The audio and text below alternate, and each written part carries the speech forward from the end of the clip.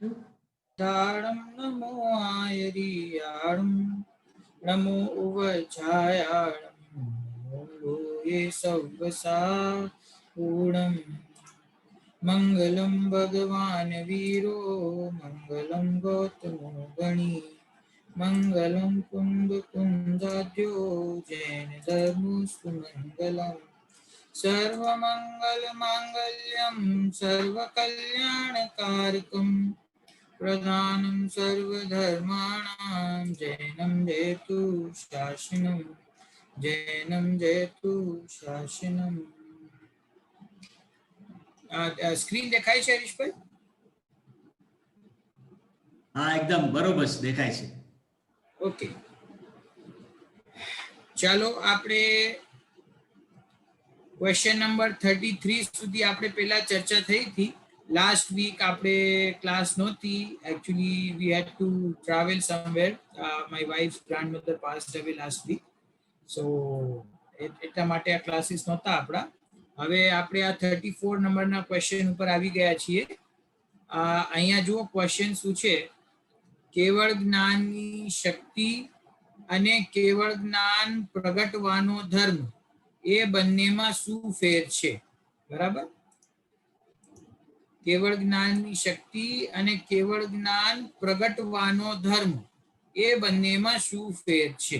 Okay, જરાક હા, question છે એ એકદમ બે શબ્દો અથવા બે વાક્યો એવા પ્રવચનમાં વપરાય છે, તો કોઈક વખતે એમાં કન્ફ્યુઝન થાય.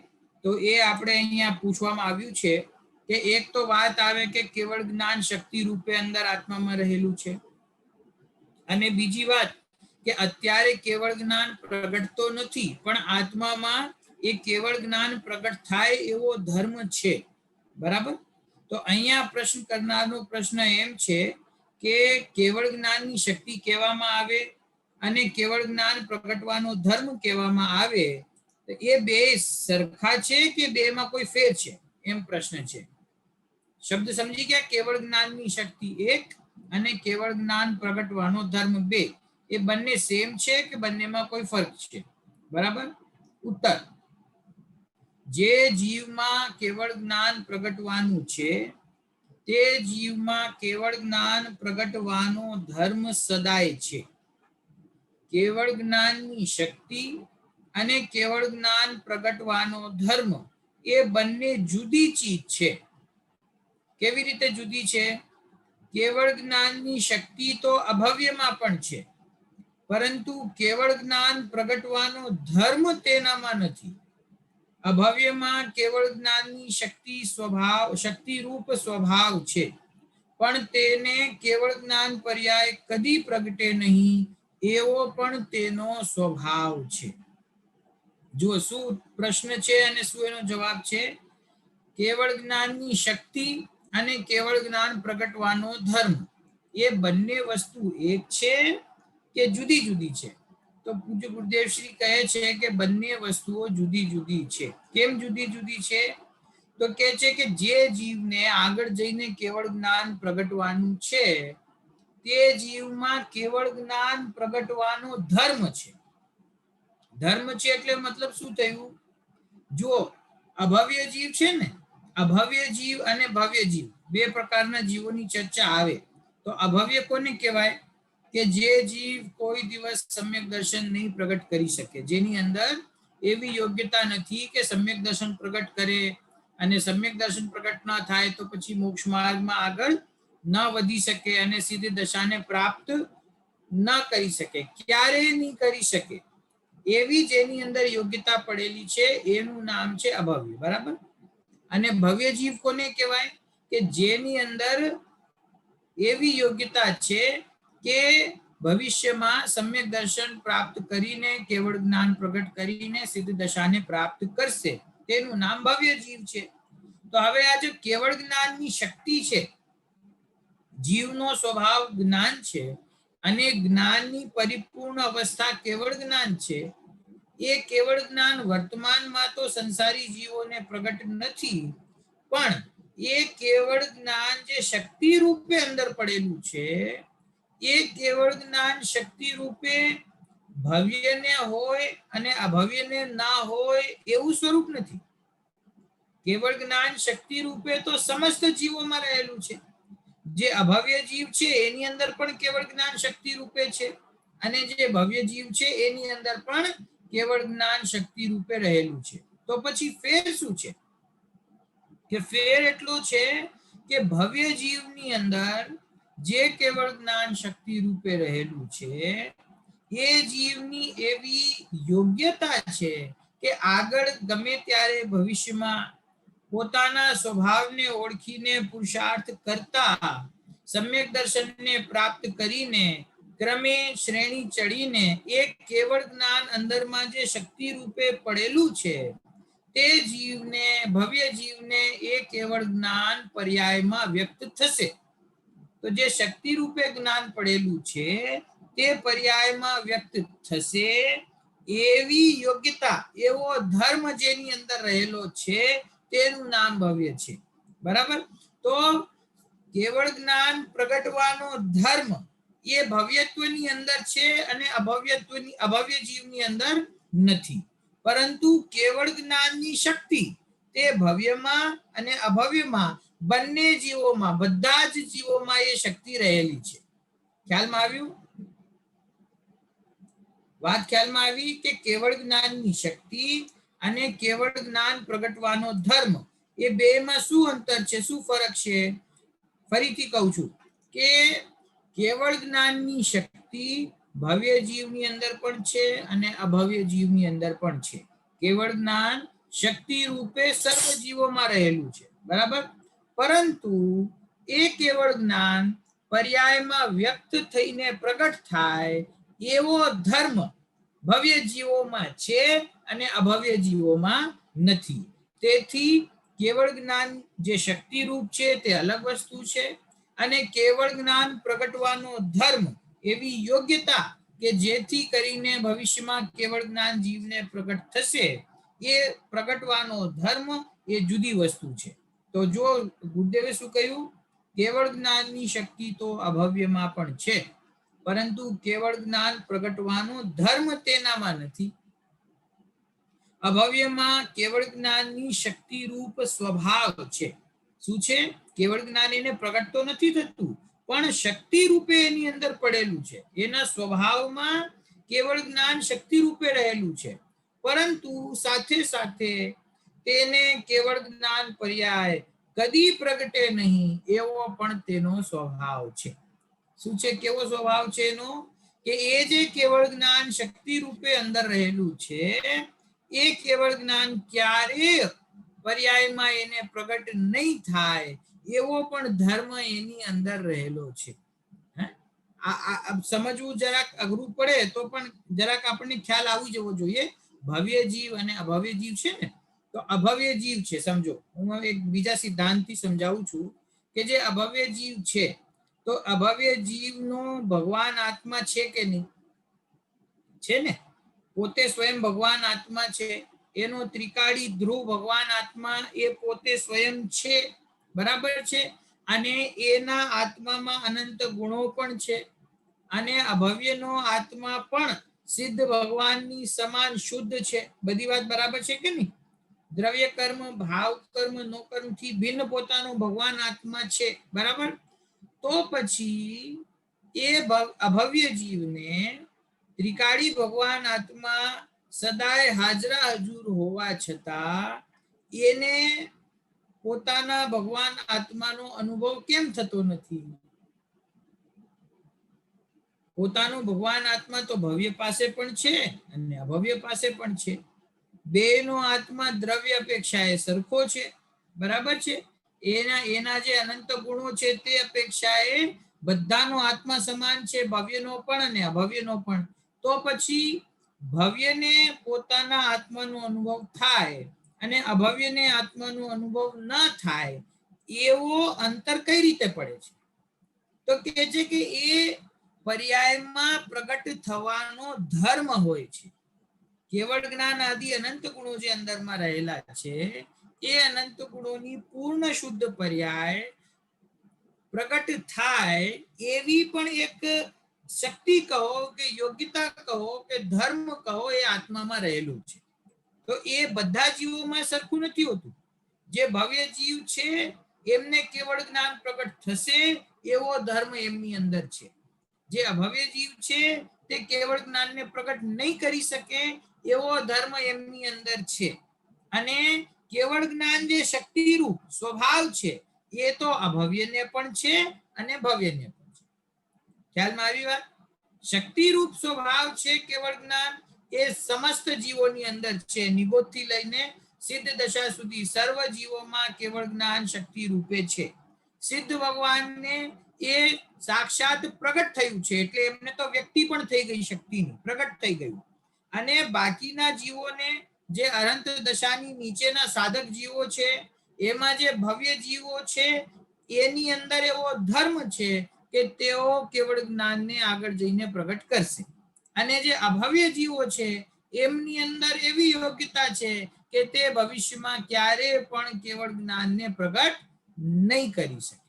તો કેવળ જ્ઞાનની શક્તિ એ જુદી વાત છે અને કેવળ જ્ઞાન પ્રગટવાનો ધર્મ એ જુદી વાત છે. કેવળ જ્ઞાનની શક્તિ સર્વ જીવોમાં છે, કેવળ જ્ઞાન પ્રગટવાનો ધર્મ તે માત્ર ભવ્ય જીવોમાં છે. બરાબર? તો એ રીતે શક્તિની વાત આવે ત્યારે એમ સમજવું કે બધાની અંદર છે, અને પ્રગટ થવાના ધર્મની વાત આવે, યોગ્યતાની વાત આવે તો એમ સમજવું કે માત્ર ભવ્ય જીવોની અંદર એવો ધર્મ હોય છે. બરાબર? ખ્યાલમાં આવ્યું? ના આવ્યું હોય તો you can ask me question. તમે બધા મને દેખાવ છો, હું નથી દેખાતો તમને, એટલે કન્ફ્યુઝ નહીં થતા. કઈ પૂછવું હોય તો મને પૂછી લેજો. તમે હેન્ડ રેઝ કરશો તો મને દેખાશે. ઓકે, ચલો નેક્સ્ટ ક્વેશ્ચન. દેહ દેવળમાં ભગવાન આત્મા સર્વ કાળે પ્રત્યક્ષ છે, તો અત્યારે કેમ દેખાતો નથી? આ બધાનો કોમન ક્વેશ્ચન છે. આખા સ્વાધ્યાયી સમાજનો આ ક્વેશ્ચન છે કે આપ એમ કહો છો ગુરુજી કે દેહ દેવળ એટલે મંદિર.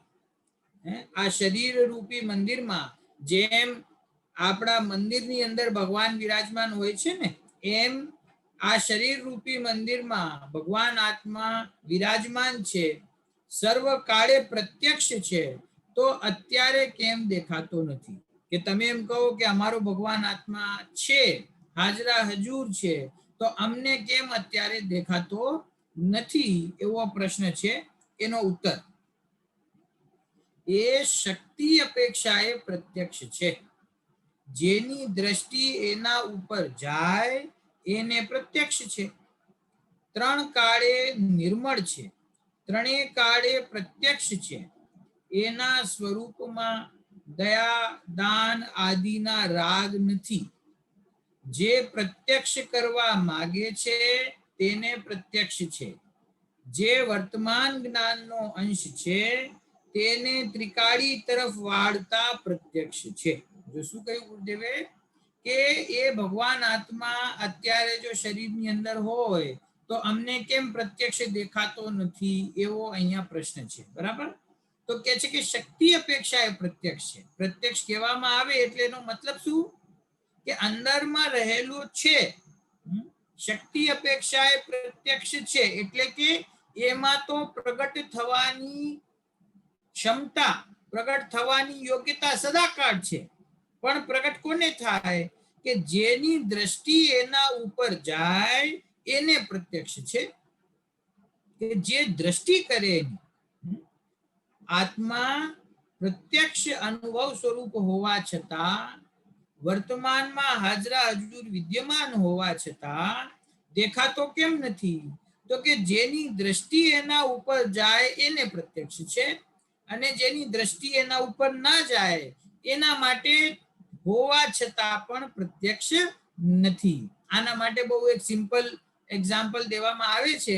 પ્રવચનોમાં ઘણા વિદ્વાનો આપે છે. હું તમને કહું કે આપણે ઘણીવાર એવું ના થાય કે જે લોકો આ સ્પેક્સ પહેરે છે ને, ચશ્મા, તો જો કોઈને એવી ટેવ હોય ને કે આમ સ્પેક્સ ને ઉપર કરીને માથા ઉપર રાખી દે ટેમ્પરરી, જ્યારે કઈ કામ ના હોય ત્યારે, તો પછી પોતાના સ્પેક્સ હોય આમ ઉપર કરી દે માથા ઉપર, અને પછી થોડી વાર પછી ભૂલી જાય કે મારા સ્પેક્સ ક્યાં છે, અને આમ તેમ ગોત્યા કરે કે મારા ચશ્મા ક્યાં, મારા ચશ્મા ક્યાં. પછી કોઈ હોય ઘરમાં તો એમ કે ભાઈ માથા ઉપર જુઓ ને, તમારા માથાની ઉપર જ છે, હે તમે પોતે લગાડીને ભૂલી ગયા છો, તો ઓહો હાથ મૂકે તો ખ્યાલમાં આવી જાય કે આપણા ચશ્મા આપણી પાસે જ છે. આ એવી વાત છે કે આપણો ભગવાન આત્મા હાજરા હજુર છે, ત્રિકાળ છે, વિદ્યમાન છે, અનુભૂતિમાં આવી રહ્યો છે. અનુભૂતિ સ્વરૂપ છે ને 17મી 18મી ગાથાની ચર્ચા કે ભગવાન આત્મા હાજરા હજુર છે, વિદ્યમાન છે, અને જો જરાક વિચાર કરવામાં આવે તો આપણને ખ્યાલમાં આવે છે કે આ નિરંતર જે જાણવાનું કાર્ય ચાલી રહ્યું છે, આ નિરંતર જે જ્ઞાન પ્રગટ થઈ રહ્યું છે, એ જ્ઞાનનું સોર્સ, એ જ્ઞાનનું સ્ત્રોત, એ જ્ઞાન જ્યાંથી પ્રગટ થાય છે તે ભગવાન આત્મા હું છું. જો આવો જ્ઞાન સ્વરૂપ ભગવાન આત્મા અંદરમાં ના હોય તો પછી આ જાણવાનું કામ કોણ કરે છે? આ શક્તિ ક્યાંથી પ્રગટ થાય છે? હે આ શરીર આદિ 5 ઇન્દ્રિયો છે, કોઈ એમાં એમ સમજે કે આ ઇન્દ્રિયોથી હું જાણું છું, તો અમે તો નાના બાળકોને શીખડાવીએ છીએ કે જો 5 ઇન્દ્રિય જાણવાનું કામ કરતી હોય તો પછી ડેડ બોડી હોય કોઈકનું, તો એ ડેડ બોડી જાણવાનું કામ કરે કે ના કરે? 5 ઇન્દ્રિયો એને તો વિદ્યમાન છે, મન પણ છે, બ્રેન પણ છે, બધું છે, તો પછી જાણવાનું કામ થાય કે ના થાય?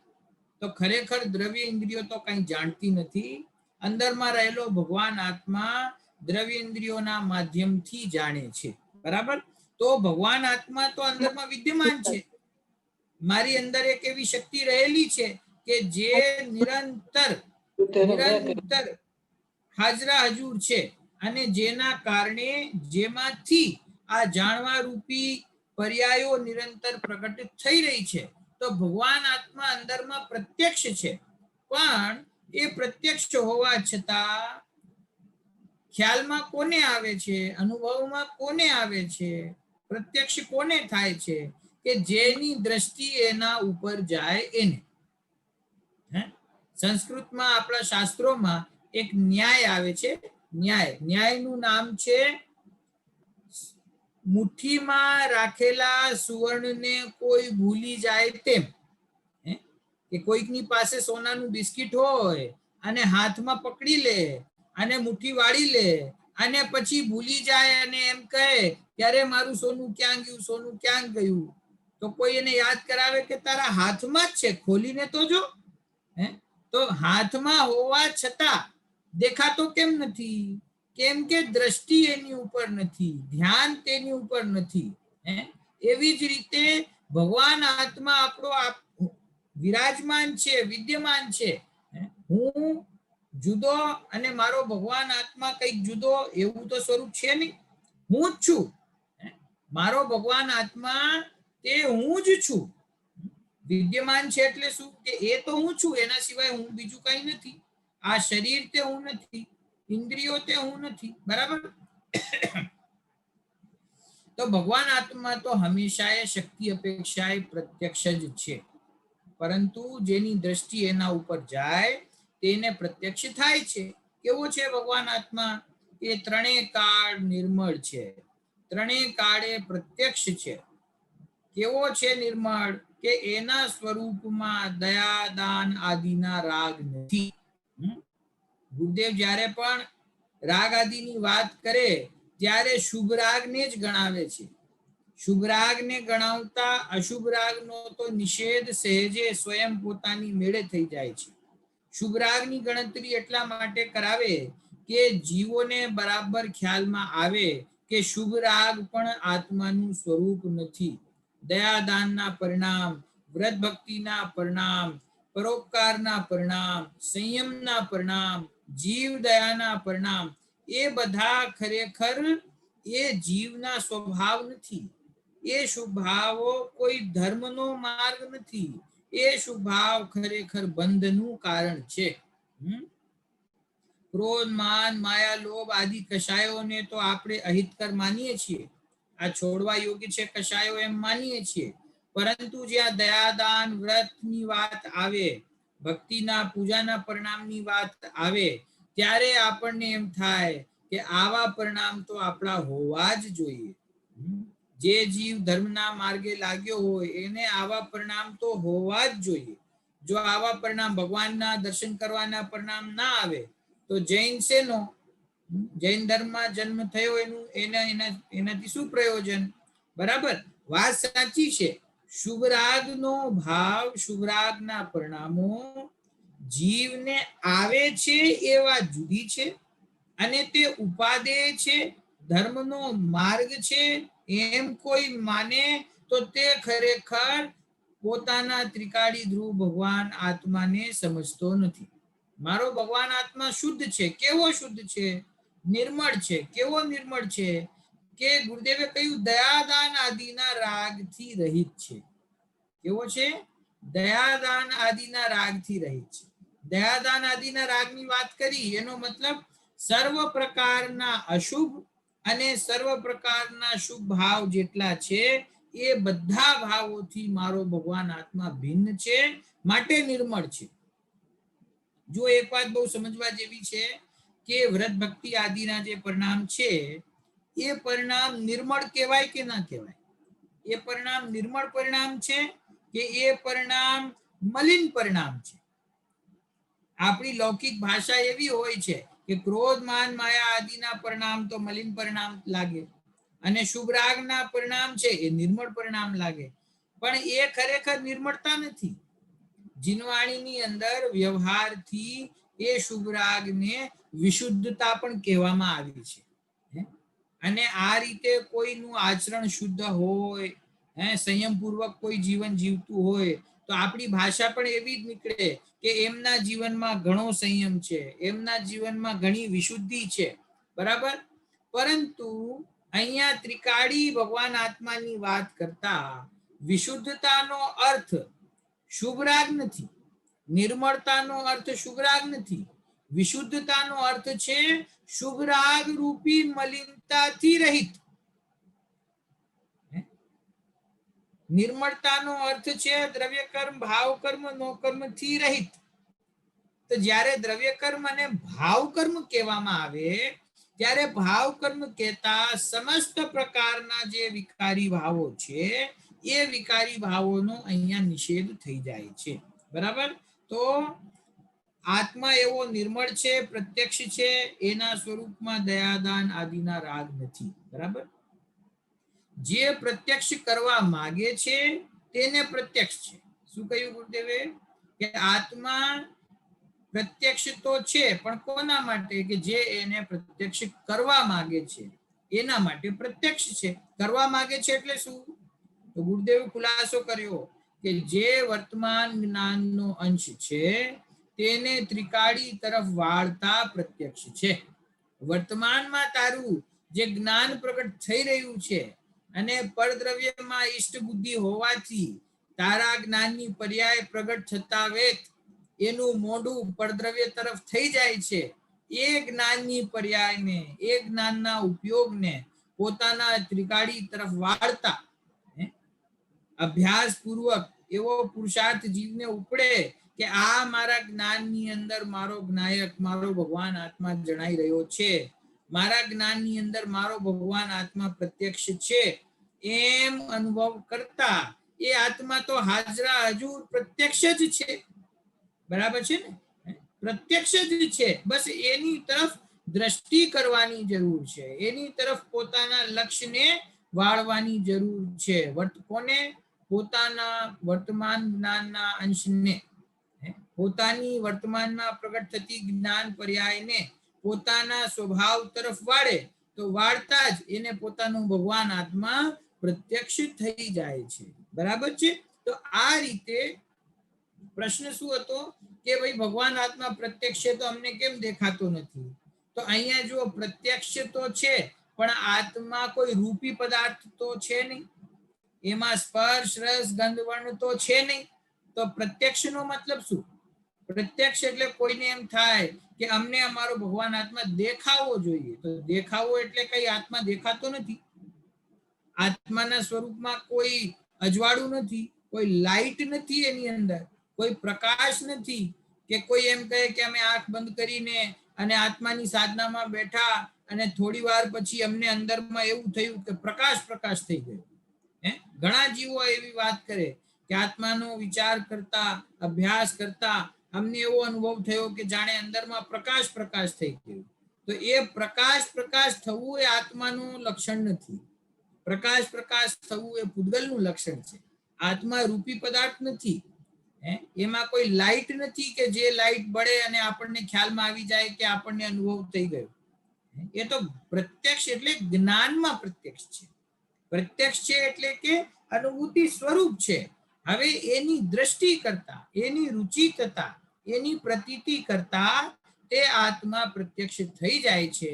પોતાના આત્મામાં અહમપણું કરતા કે આ ભગવાન આત્મા હું છું, ત્રિકાળી ધ્રુવ વસ્તુ હું છું, દ્રવ્ય કર્મ ભાવ કર્મ નો કર્મથી ભિન્ન વસ્તુ હું છું, એમ પ્રતીતિ થતા પોતાના વર્તમાનમાં પ્રગટ થતા જ્ઞાનનો અંશ જ્યારે અંદરમાં વળે છે ત્યારે એ જીવને પોતાનો આત્મા પ્રત્યક્ષ અનુભવમાં આવે છે. પ્રત્યક્ષ અનુભવમાં આવે એટલે શું થાય કે એને જીવને અતિન્દ્રિય આનંદનો અનુભવ થાય.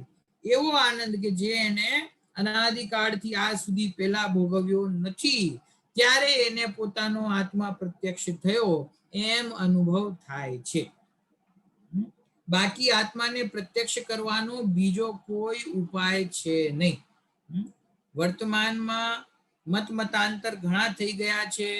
દુર્ભાગ્યે આપણા જૈન ધર્મમાંથી પણ નવા નવા વક્તાઓ એવા થઈ ગયા છે, વિદ્વાનો થઈ ગયા છે કે જેમણે આ આત્માનુભૂતિની સાવ પરિભાષા બદલી નાખી છે. જુદી જુદી રીતે વાત કરતા હોય. હમણાં જે પ્રશ્ન આવ્યો હતો ને, કેવળ જ્ઞાનની શક્તિ અને કેવળ જ્ઞાન પ્રગટવાનો ધર્મ, તો એવી વાત પણ કોઈ કરે છે કે અમને તો બસ કેવળ જ્ઞાન પ્રગટ જ થઈ ગયું છે. આ તો વસ્ત્ર છે એટલે દેખાતું નથી, વસ્ત્ર છૂટશે એટલે તરત કેવળ જ્ઞાન થઈ જશે, શક્તિ રૂપે તો અંદર પડેલું જ છે. કોઈ એમ કહે કે અમને સમ્યક દર્શન થઈ ગયું તો આત્મા અમારો પ્રકાશમય અમને દેખાઈ ગયો. એવી ઘણી ઘણી વાત ચાલી રહી છે. એટલે આપણે ગુરુદેવને આપણા માથે રાખીને શાસ્ત્રની અંદર આચાર્યોએ જે વાત કહી છે એ વાતનો બરાબર નિર્ણય આપણને હોવો જોઈએ કે આત્માનું પ્રત્યક્ષ થવું એટલે શું. આત્મા પ્રત્યક્ષ પોતાના જ્ઞાનમાં થાય છે અને પ્રત્યક્ષ થતા અતિન્દ્રિય આનંદનું વેદન થાય છે, અનુભવ થાય છે. કોઈ એમ કહે કે અમને કંઈક દેખાય છે અંદરમાં, તો ભાઈ જે કંઈ તમને દેખાય છે એ આત્મા તો નથી. જો તમને અંધારું દેખાય તો એ અંધારું પણ આત્મા નથી, અને જો તમને પ્રકાશ દેખાય તો એ પ્રકાશ પણ આત્મા નથી. એ તો પૂતગલની પર્યાય છે. તમને એવો અનુભવ થાય કે અમને કંઈક દેખાય છે, અથવા તો યોગ જે લોકો કરે છે એમને યોગમાં બહુ વિશ્વાસ હોય તો એમ થાય કે હું અંદરમાં ધ્યાન કરું છું ત્યારે મને આમ દેખાય છે, તેમ દેખાય છે, અનુભવ એવો આવે છે. જે કંઈ આવે છે એમાં ક્યાંય પોતાનું ભગવાન આત્મા છે નહીં. ભગવાન આત્મા તો અનુભવ કરવાની વસ્તુ છે. પ્રત્યક્ષ એટલે પોતાના સ્વસંવેદન જ્ઞાનમાં પ્રત્યક્ષ થાય છે. કોઈ આંખેથી દેખાય એવો પ્રત્યક્ષ થતો નથી, કાનેથી સંભળાય એવો પ્રત્યક્ષ થતો નથી. બરાબર? તો પ્રત્યક્ષ છે મારો ભગવાન આત્મા, દેખાતો કેમ નથી? કે તું આંખેથી જોવા ઈચ્છે છે એટલે દેખાતો નથી. જ્ઞાનથી જોઈશ તો તને દેખાઈ જશે. તારા જ્ઞાનની પર્યાયને ઓળખ અને જ્ઞાનની પર્યાયના સ્વભાવને ઓળખ. એ જ્ઞાનની પર્યાયમાં મારો ભગવાન આત્મા હાજરા હજુર વિદ્યમાન છે એવો નિર્ણય કર, તો તને તારા જ્ઞાનમાં તારો આત્મા પ્રત્યક્ષ થઈ જશે. પણ આત્મા અરૂપી છે એમ સમજીને એના સ્વરૂપનો નિર્ણય કરીને પછી વિચાર કરવો, પછી પુરુષાર્થ કરવો. એના સ્વરૂપનો જ બરાબર ખ્યાલ ના હોય અને પ્રત્યક્ષ કરવું, મને આત્મા પ્રત્યક્ષ કરવું, હું પ્રત્યક્ષ કરું, તો એવી રીતે પ્રત્યક્ષ થતું નથી. શરીરને લક્ષીને, શરીરના સ્વાસ્થ્યને લક્ષીને, મનની શાંતિના લક્ષ્ય, અથવા તો કોઈ અંદરમાં મનની શક્તિને જાગૃત કરવા માટે કોઈ આંખ બંધ કરીને ધ્યાનમાં બેસતું હોય, યોગા કરતું હોય અને એમ વિચાર કરે કે આનાથી મને આત્માનો અનુભવ થઈ જશે, તો એને કોઈ દિવસ આત્માનો અનુભવ નહીં થાય. અનુભવ કરવા માટે પ્રથમ આત્માના સ્વરૂપનો યથાર્થ નિર્ણય કરવો, એના જ્ઞાન સ્વરૂપનો નિર્ણય કરવો, એની શક્તિઓનો નિર્ણય કરવો, એના દ્રવ્ય ગુણ પર્યાયના સ્વરૂપને સમજવો, એ પહેલા બધું આવશ્યક છે, જરૂરી છે. અને એ સમજ્યા પછી પોતાના શુદ્ધ નયના પ્રયોગથી પોતાના સ્વભાવને ગ્રહણ કરે અને નિશ્ચય તથા વ્યવહાર સર્વ વિકલ્પોને ભૂલીને એક પોતાના આત્માનો અનુભવ કરે તો એ આત્મા એ જીવને પ્રત્યક્ષ થાય છે. આપણને જો એક વખત કળા એની ખ્યાલમાં આવી જાય તો છે ને ખરેખર બહુ અઘરું નથી. અને મને એની પાછળ એક જ લોજિક દેખાય છે કે જો સમ્યક દર્શન પ્રાપ્ત કરવું અઘરું હોય તો પછી ચારે ગતિમાં કઈ રીતે થાય? તમે વિચાર કરો. આપણને એમ થાય કે અમે આટલો અભ્યાસ કરીએ છીએ છતાંય અમને થતું નથી, આ તો બહુ અઘરું કામ છે. તો અઘરું હોય તો તિર્યંચને કઈ રીતે થાય? સિંહના જીવને, હાથીના જીવને, કેટલાય તિર્યંચ જીવોને તિર્યંચ પર્યાયની અંદર સમ્યક દર્શન પ્રાપ્ત થાય છે. તિર્યંચથી અનંત ગુણા વધારે દુઃખ જેમના જીવનમાં ચાલી રહ્યું છે એવા નારકી જીવ પણ પુરુષાર્થ કરીને સમ્યક દર્શન પ્રગટ કરે છે. તો જો ખરેખર એટલું બધું અઘરું હોય તો તિર્યંચ અને નારકી એને કઈ રીતે પ્રાપ્ત કરી શકે? પણ પ્રાપ્ત તો કરે છે. આખું પ્રથમાનુયોગ એનું પ્રૂફ છે. કેટલી વાર્તાઓ અમારી સામે છે કે જેની અંદર એ જીવો ભેદ જ્ઞાન અંતરંગમાં કરીને પોતાના જ્ઞાનના ઉપયોગને પોતાના સ્વભાવમાં વાળે છે અને આત્માનો અનુભવ કરે છે, પોતાના આત્માને પ્રત્યક્ષ કરે છે. તો પ્રગટ થાય એવું તો છે, ના પ્રગટ થાય એવું નથી. પોતાનો ભગવાન આત્મા કેવો છે?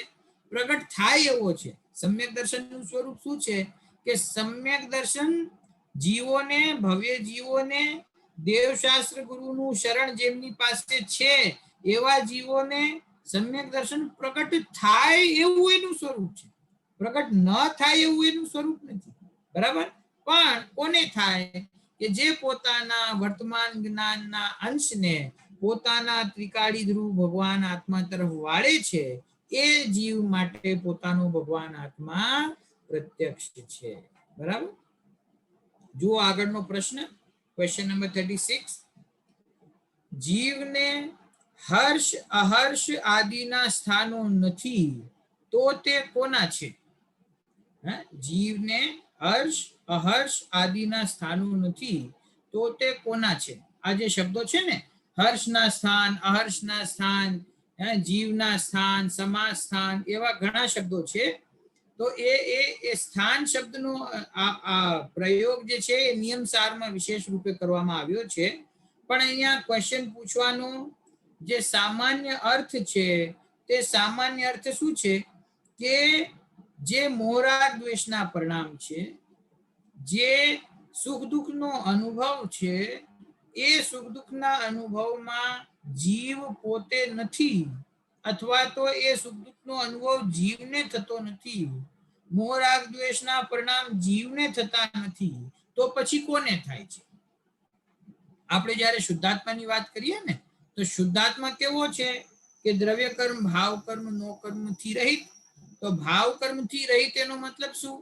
કે સર્વ પ્રકારના હર્ષ, હર્ષ એટલે પ્રસન્નતા, અહર્ષ, અહર્ષ એટલે દુઃખ, કે સુખ દુઃખનો અનુભવ કરનાર જીવ નથી, મોહરાગ દ્વેષના પરિણામને કરનાર જીવ નથી.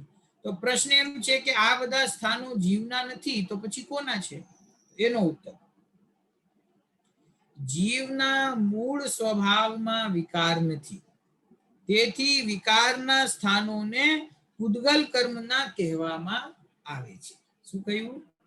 કે જે વિકારના સ્થાન છે એટલે કે મોહરાગ દ્વેષ રૂપી વિકારી ભાવો છે, સુખ દુઃખનો અનુભવ છે, તો એ બધું કોના કારણે થાય છે? એ કોના સ્થાન છે? એ કોની સાથે એમનો વ્યાપક સંબંધ છે? તો કહે છે પૂદગલ કર્મ સાથે એમનો વ્યાપક સંબંધ છે. જીવના મૂળ સ્વભાવમાં વિકાર નથી. શું કહ્યું?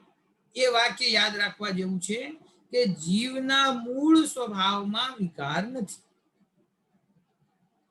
મૂળ સ્વભાવમાં એટલે કે જે ત્રિકાળી શુદ્ધ વસ્તુ છે, ત્રિકાળી ધ્રુવ ભગવાન આત્મા છે, જે સમસ્ત પરપદાર્થોથી રહિત છે, એ ભગવાન આત્મા પરપદાર્થોથી તો રહિત છે જ, પરંતુ પરપદાર્થના નિમિત્તે ઉત્પન્ન થવા વાળા જે વિકારી ભાવ છે એ વિકારી ભાવોથી પણ પોતાનો ભગવાન આત્મા રહિત છે. કેવો છે? કે શુદ્ધ છે. એ મૂળ સ્વભાવમાં કોઈ પણ પ્રકારનો વિકાર નથી. કારણ કે વિકારનો મતલબ જ છે કે જે પરદ્રવ્યના નિમિત્તે પ્રગટ થાય એનું નામ વિકાર છે. પોતાના સ્વભાવના આશ્રય તો કોઈ દિવસ વિકાર થતો નથી. તો જે વિકાર છે એ વિકાર મારી એક સમયની પર્યાયમાં ભલે હો, પણ એ વિકાર મારા મૂળ સ્વભાવમાં નથી. બરાબર છે? તો એ પ્રકારે પ્રશ્ન તો કે હર્ષ હર્ષ આદિના સ્થાનો આત્માના નથી તો કોના છે? તો ગુરુદેવે કહ્યું કે એમને ઉદ્ગલ કર્મના સ્થાનો કહેવામાં આવે છે. ખરેખર એ આત્માના સ્થાનો નથી. બરાબર છે? હવે આગળ ક્વેશ્ચન છે, મોટો છે જરા. Question number 37. આત્મામાં અનંત શક્તિઓ છે, તેમાંથી કોઈ શક્તિ એવી પણ હશે કે આત્મા પરદ્રવ્યનું કાર્ય પણ કરે? પ્રશ્ન કરનારનો પ્રશ્ન શું છે કે આત્મામાં શક્તિઓ અનંત છે એમ આપ કહો છો, તો એમાં એકાદ શક્તિ તો એવી હશે ને કે આત્મા પરદ્રવ્યનું પણ કંઈક તો કાર્ય કરે. ઉદાહરણ આપે છે પાછો, જેમ એક ગાયને ચારવા લઈ જાય તેમ બીજાની પણ 2-5 ગાયને સાથે ચારવા લઈ જાય છે.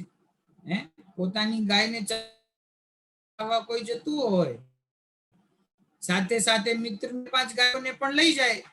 તો એવી જ રીતે આત્મા પોતાનું પણ કાર્ય કરે અને સાથે સાથે શરીર આદિનું પણ કાર્ય કરે. તો શું દોષ છે? ખ્યાલમાં આવ્યો પ્રશ્ન?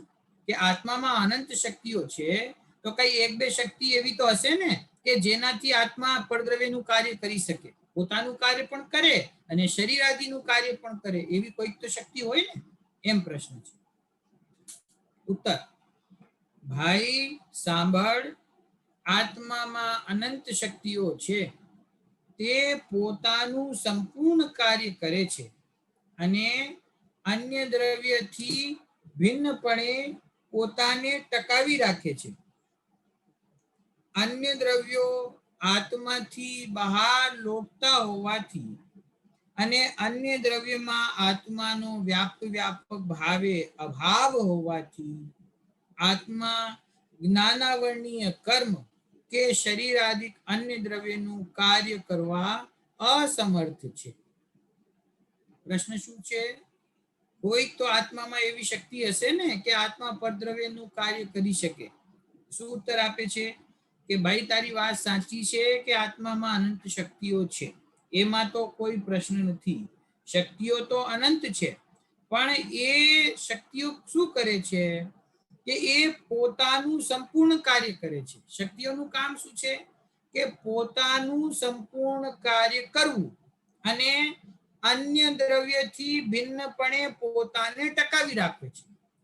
શક્તિના શું કામ શું છે? શક્તિનું કે પોતાના સ્વભાવનું સમસ્ત કામ કરવું અને પોતાના સ્વભાવને અન્ય દ્રવ્યોથી ભિન્નપણે ટકાવી રાખવું. શું કહ્યું? અન્ય દ્રવ્યોને ભિન્નપણે ટકાવી રાખવું. અન્ય દ્રવ્ય જગતમાં છે એ પોતાના આત્મા રૂપે ન થાય. મારો આત્મા છે તે જગતના બીજા દ્રવ્યો રૂપે ન થાય. એ કાર્ય કોણ કરે છે? એ કાર્ય આત્માની અનંત શક્તિઓ કરે છે. બહુ એક સિમ્પલ એક્ઝામ્પલ આપી દઉં ને, કે જેવી રીતે બોલા વીઆઈપી માણસો હોય ને, કોઈ મિનિસ્ટર હોય, કોઈ સેલિબ્રિટી હોય, તો એને પોતાની આજુબાજુમાં 4-6 બોડીગાર્ડ રાખ્યા હોય, હે ને, પોલીસ પ્રોટેક્શન હોય. તો હવે એ બોડીગાર્ડ છે ને એનો ઘેરો બનાવીને ચાલતા હોય. એની એ ઘેરાની અંદર કોઈ જઈ શકે નહીં ને. તો એ બોડીગાર્ડ્સનું કામ શું છે? કે પોતાના ઓનરને, મિનિસ્ટરને, જેની અંદર કામ કરે છે એને સંભાળવું, એને સુરક્ષિત રાખવો અને કોઈ પણ બહારની વ્યક્તિને એની નજદીક ના આવવા દેવો અને એ વ્યક્તિને પણ કોઈ બીજાની પાસે ના જવા દેવો. એ એના બોડીગાર્ડનું કામ છે. એવી જ રીતે આત્માની અનંત શક્તિઓ છે, એનું કામ શું છે? કે પોતાના આત્માને ટકાવી રાખવો, અનાદિ અનંત એનું અસ્તિત્વ રહે અને એ અસ્તિત્વની સાથે પોતાનું કાર્ય કરતું રહે. પ્રત્યેક દ્રવ્ય, માત્ર જીવ નહીં. જીવ, પૂતગલ, ધર્મ, આકાશ, કાળ, પ્રત્યેક દ્રવ્યમાં અનંત શક્તિઓ છે. તો મારી શક્તિઓ, આત્માની શક્તિઓ છે, શું કરે છે? કે મારા આત્માને અન્ય દ્રવ્યોથી ભિન્ન ટકાવી રાખે છે.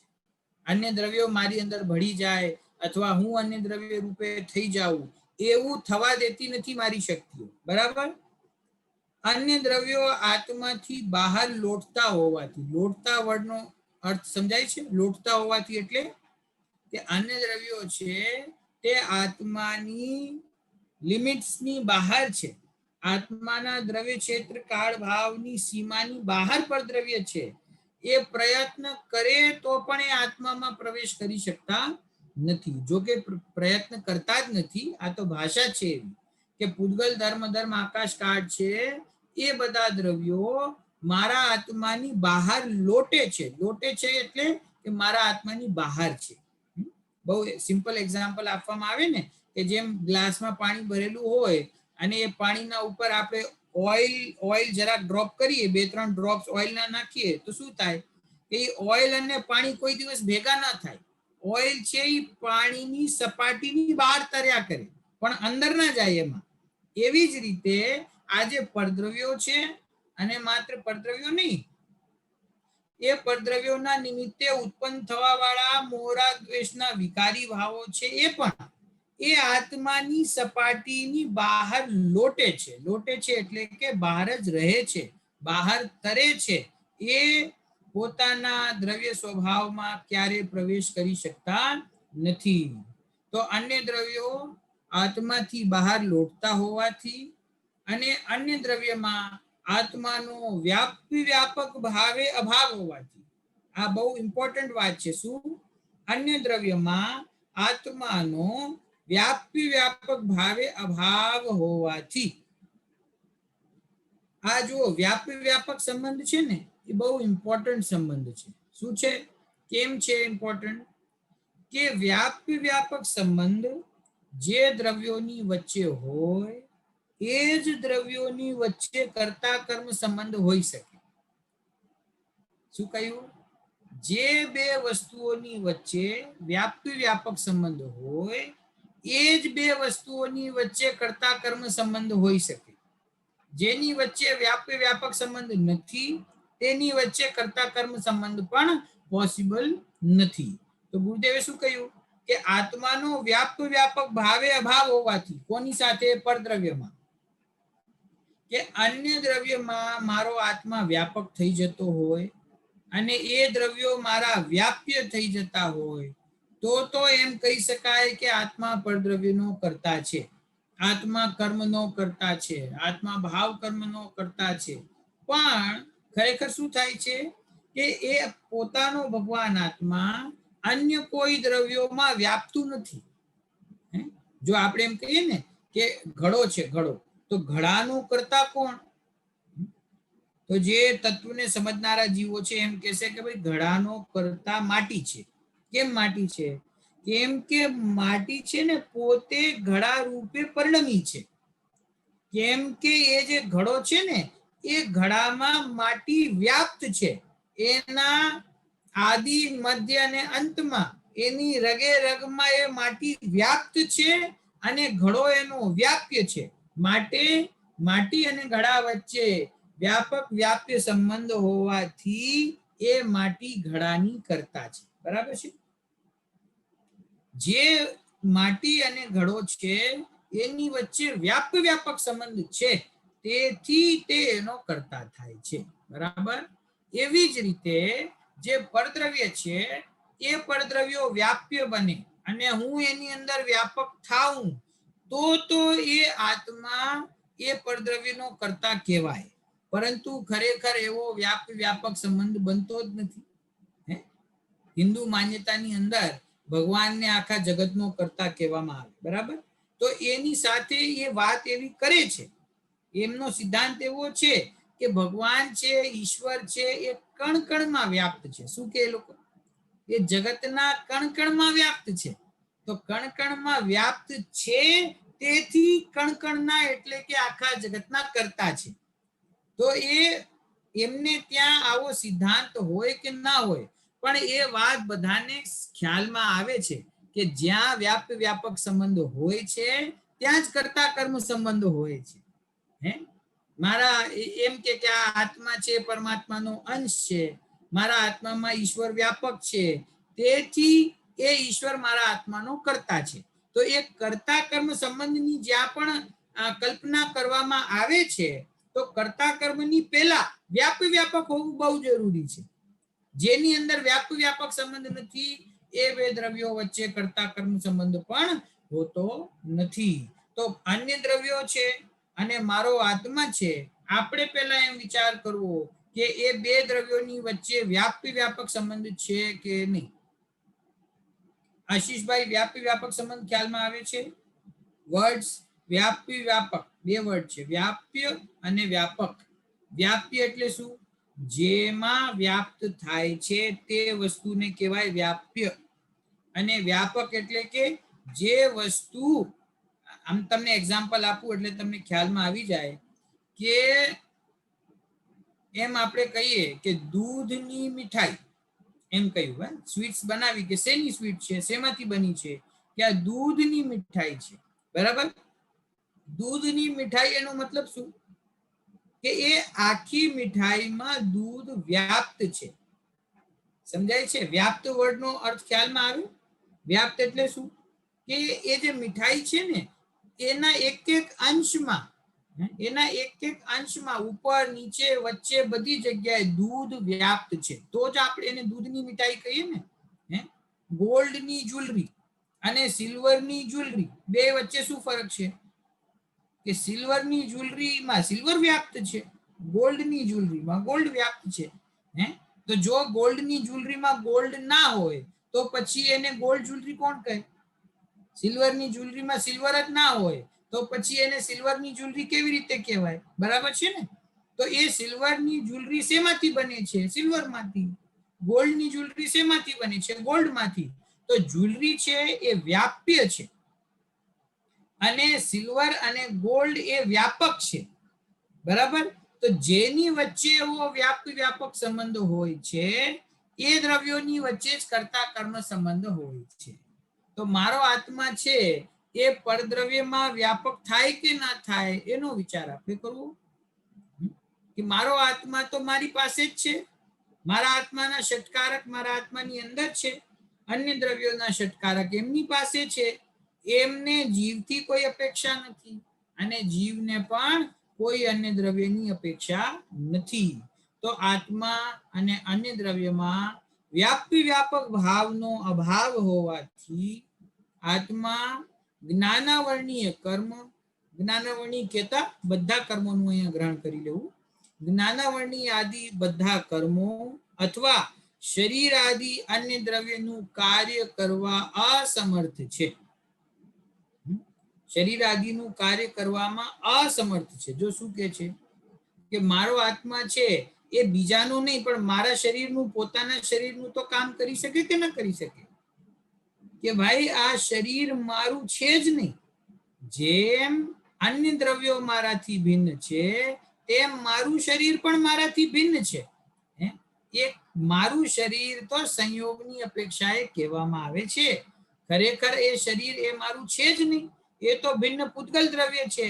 તો એ પૂતગલ દ્રવ્યમાં મારો આત્મા વ્યાપ્ત થતો નથી.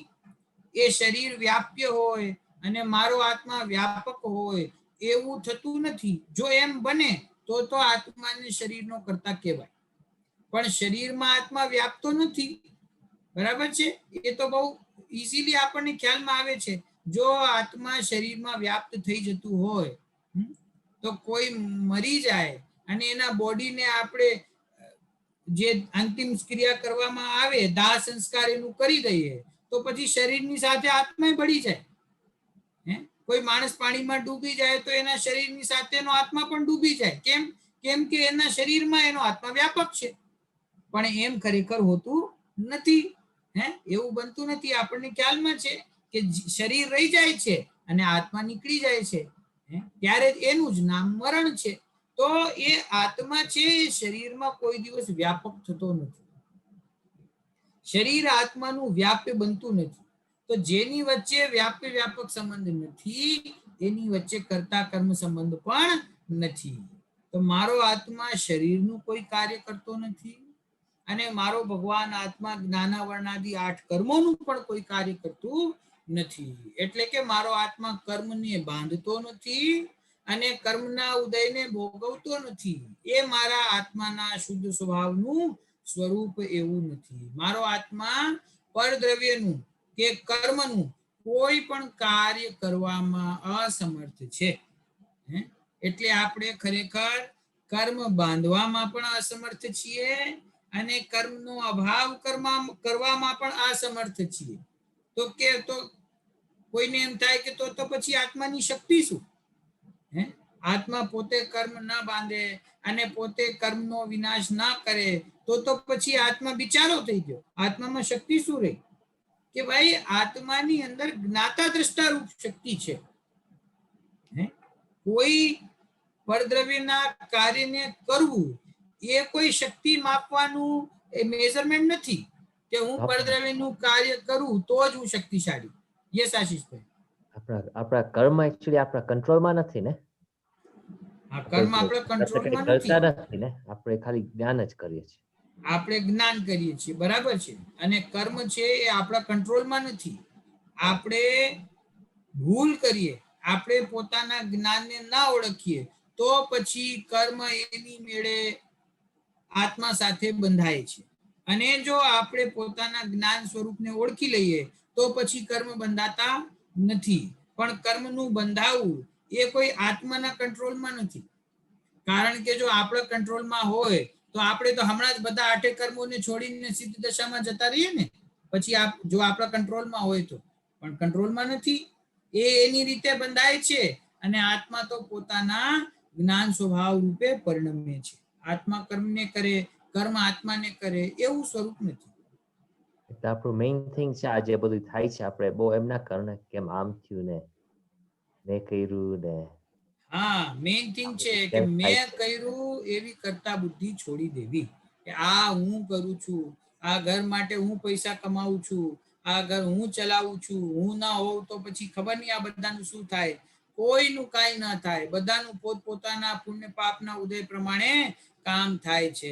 આજ સુધી અનાદિકાળથી અત્યાર સુધી અનંતા જીવો મનુષ્ય પર્યાયમાં આવીને જતા રહ્યા, છતાં પણ એમના પરિવારના લોકો, એમના ફેમિલીઝ બધા ચાલે જ છે ને. આપણા ફોર ફાધર્સ હતા, બધા વયા ગયા તોય આપણે છીએ ને. તો કઈ રીતે? જ્યારે કોઈ આપણી સાથે રહેતું હોય ત્યારે એમ થાય કે હું તમારા વગર નહીં જીવી શકું, તમારા વગર અમારું શું થશે. પણ જીવ વયો જાય છે છતાં આપણે રહીએ છીએ ને. કારણ કે પ્રત્યેક જીવને પોતપોતાનું પૂર્વનું બાંધેલું પુણ્ય પાપનું ઉદય છે, બરાબર. એ પ્રમાણે એને સંયોગો મળે છે અને એ સંયોગોની સાથે એ જીવ રાગાદી કરીને કર્મને બાંધે છે. પણ અહીંયા આપણે શું વાત કરી રહ્યા છીએ? અહીંયા આપણે આત્માના સ્વભાવની વાત કરી રહ્યા છીએ. સ્વભાવ કેવો છે? કે સ્વભાવ એવો છે કે કર્મને કરતો નથી. એનો સ્વભાવ એવો છે કે શરીરને કરતો નથી. તો પછી શું કરે છે? કે જાણે છે. આત્માનું કામ શું છે? જાણવું એ આત્માનું કાર્ય છે. શરીરનું કઈ કાર્ય કરવું એ આત્માનું કાર્ય નથી. આપણે કઈ શરીરનું કરી શકીએ એવું આપણું સ્વરૂપ નથી. શરીરની અંદર પોતાની યોગ્યતાથી પરિણમન થાય છે અને કર્મોની અંદર પણ પોતાની યોગ્યતાથી બંધાવું કે છૂટવું, એની નિર્જરા થવી, એનું સંવર થવું, એ બધું એની યોગ્યતાથી થાય છે. જીવ એમાં કંઈ કરી શકતો નથી. એટલે આપણી અંદર આ આખા પ્રશ્નના ઉત્તરમાં આપણે મેઇન વસ્તુ શું સમજવાની છે?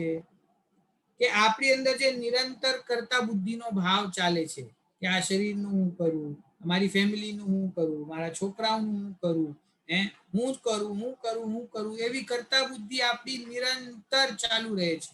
એ કરતા બુદ્ધિને છોડવી અને પોતાના જ્ઞાનને પોતાના આત્મ સ્વભાવ તરફ લઈ જવો એ જ આપણું કાર્ય છે. આ કરતા બુદ્ધિ છે ને, ખરેખર ખૂબ આપણે અભ્યાસ કરીએ ને તો પણ એ કરતા બુદ્ધિ આપણી છૂટતી નથી. ઘણો સ્વાધ્યાય કરવા છતાં પણ આપણા જીવનમાં કંઈ પણ પ્રતિકૂળ થાય, જે આપણને નથી ગમતું એવી કોઈ પણ એક્ટિવિટી થાય, એવું કોઈ પણ કામ થાય તો તરત આપણને ક્રોધ આવે. કેમ આમ થયું? એનો મતલબ શું છે? કે કે આપણી કરતા બુદ્ધિ નિરંતર ચાલુ છે. આપણે આજ સુધી એવું સ્વીકાર નથી કરી શક્યા કે જે થવાનું છે એ જ થશે. આપણને એમ થાય કે આ ખોટું થયું, આ આમ નહોતું થવું જોઈતું, આ આમ થવું જોઈએ. તો એનો મતલબ શું કે આપણી કરતા બુદ્ધિ ચાલુ છે કે મારે આમ કરવું છે, મારે આમ કરવું છે. એ કરતા બુદ્ધિ છોડવી એ ખરેખર આપણું લક્ષ્ય હોવું જોઈએ કે પરદ્રવ્યથી હું ભિન્ન છું, આ શરીરનો કરતા હું નથી, આ કર્મનો કરતા પણ હું નથી, હું તો માત્ર મારા જ્ઞાન સ્વભાવને કરનારો છું. જાણવું જાણવું એ જ મારું કાર્ય છે, બીજું કઈ મારું કાર્ય નથી. હું અન્ય દ્રવ્યનું એટલે કે કર્મનું અને શરીરનું કોઈ પણ કાર્ય કરવા માટે હું અસમર્થ છું. પ્રશ્ન શું હતો કે ભાઈ આત્મામાં અનંત શક્તિઓ છે, તો એકાદ શક્તિ કોઈ એવી પણ હશે ને કે આત્મા પરદ્રવ્યનું કાર્ય કરી શકે.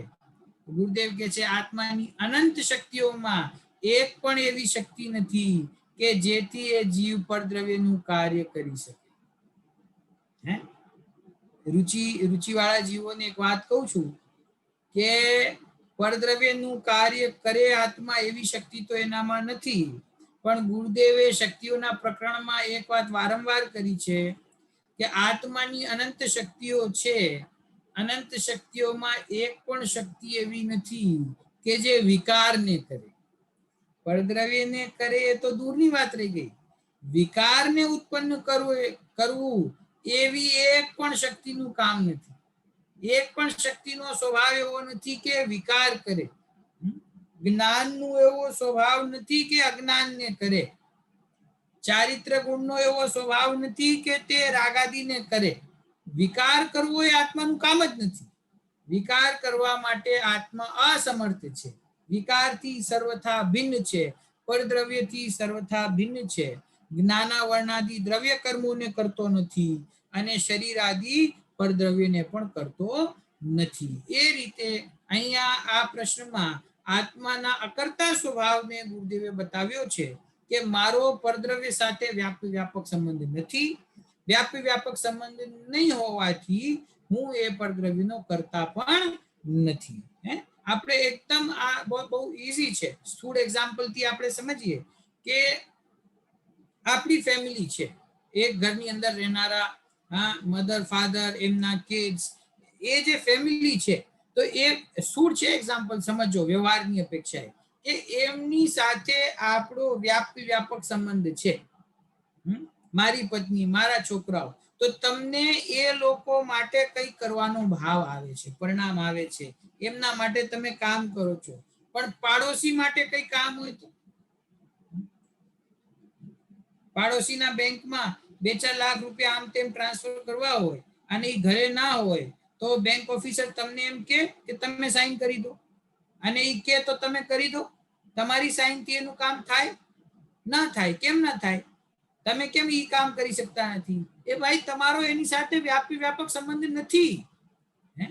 તમારા છોકરાની બેંકમાં તમે એના ગાર્જિયન છો તો તમારી સાઈન ચાલતી હશે, પણ પાડોશીના છોકરાના બેંક અકાઉન્ટમાં તમારી સાઈન નહીં ચાલે ને. કેમ નહીં ચાલે? એની સાથે તમારે વ્યાપક સંબંધ નથી. એવી વાત છે કે મારું જે ઘર છે, મારું ઘર કયું છે કે મારી અનંત શક્તિઓ, મારા અનંત ગુણો, મારું જ્ઞાન ગુણ, મારી અસ્તિત્વ વસ્તુત્વાદી શક્તિઓ, એ મારું ઘર છે. હવે એની અંદર તારું વ્યાપકપણું છે, તું એમાં વ્યાપ્ત છે, તો તું એનું કાર્ય કરી શકે છે. પણ તું એમ ઈચ્છે કે હું શરીરનું કાર્ય કરું, હું કર્મોનું કાર્ય કરું, હું દ્રવ્ય કર્મને કરું, તો કે છે કે ભાઈ એની સાથે તારું વ્યાપક સંબંધ નથી. એ બધા તો પાડોશી છે, બીજા ઘરમાં રહેનારા છે, એની સાથે તારે વ્યાપક સંબંધ નથી. અને વ્યાપક નથી માટે કર્તા કર્મ સંબંધ પણ એની સાથે છે નહીં. આત્મા અકર્તા છે, પોતાના સ્વભાવમાં રહેલો છે, પરદ્રવ્ય સાથે એને વ્યાપક સંબંધનો અભાવ છે, તેથી એ પરદ્રવ્યનો કરતા પણ નથી. આવી રીતે આ સરસ ચર્ચા છે. એ 3 ક્વેશ્ચન્સની આપણે અત્યારે ચર્ચા કરી છે. હવે આ જે પહેલો પાર્ટ છે એમાં 2 ક્વેશ્ચન હવે બાકી રહ્યા, પછી આ પહેલો પાર્ટ પૂરો થાય છે. એ 2 ક્વેશ્ચનની ચર્ચા આપણે આવતી વખતે કરીશું. અને આ પ્રકરણમાંથી કોઈ પ્રીવિયસ આપણે જેટલી ચર્ચા કરી છે એમાંથી તમને કોઈ પણ પ્રશ્ન હોય તો તમે મને પૂછી શકો છો, પછી આપણે આગળ વધીશું.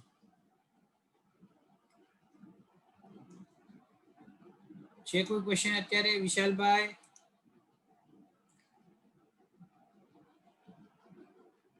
મીરાબેન, એનીથિંગ? ચાલો, એનો મતલબ છે કે હું સરસ સમજાવું છું ને એકવારમાં જ બધાને સમજ પડી જાય છે. ઓકે, ચાલો. ઓકે, ટાઈમ થઈ ગયો છે આપણો. કોઈ પ્રશ્ન ના હોય તો આપણે જીનવાણી સ્તુતિ કરીએ. જાવાણી કે જ્ઞાન સે सूझे कालो सोवाणी मस्तक नमो सदा देत हूँ दो सदा देत हूँ दो. ચાલો, સૌને જય જીનેન્દ્ર.